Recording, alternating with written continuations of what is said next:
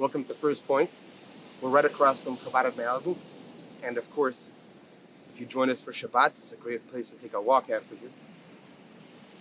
So, something to consider before I share with you a quick thought about this week's Torah portion. Whenever we listen to something, if you think about this, you'll get present to it.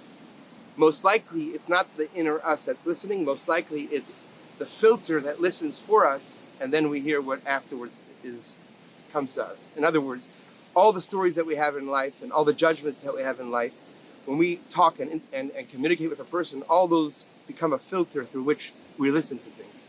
But there's a higher way of listening. It's being aware of that filter and pushing it away.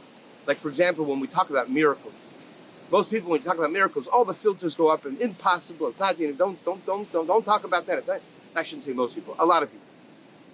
But the truth is, it's the filter that's not allowing for a conversation of facts that occur, and that's the repercussions of it. So, consider this: the messages of the Torah. In order to really get present to them, we got to be able to put away that filter, and we got to get present to that message.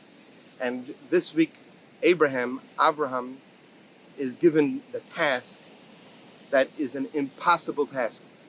And the impossible task is that he's asked to bring his son Isaac to the altar. This was a son that he had from the wife that he loved, his only wife. He had also a concubine, Hagar, but this was Sarah, his wife of many years. Miraculously, she had given birth 37 years earlier to this special, very special soul. And now, the same Creator who miraculously blessed him with a son has asked him to bring his son as an offering.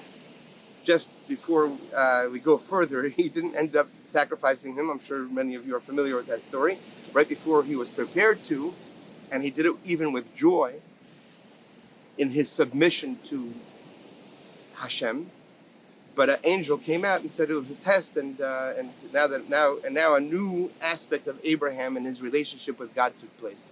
Now, this story is a story that we read actually every day in the Torah. And the reason why is because it has a fundamental principle of Yiddishkeit, of Judaism. And that is that when we really have an authentic relationship with Hashem, we have to be able to enter into the space of I don't know. And over there it was clear to Abraham, it was clear to Avram that that's exactly what Hashem wanted him to do, at least he thought so, is to bring his son as an offering. God's not asking that of us.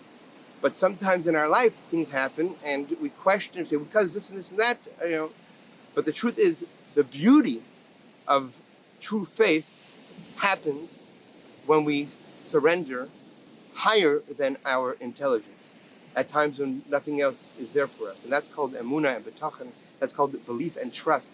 And when we do that, we open up a brand new level of relationship with God. Just think of it in a practical way. In the relationships we have with people, there's always different levels of trust. And when there's that huge, huge level of trust barrier that we come over with an individual, a friend, something happens in that friendship that could not have occurred without it.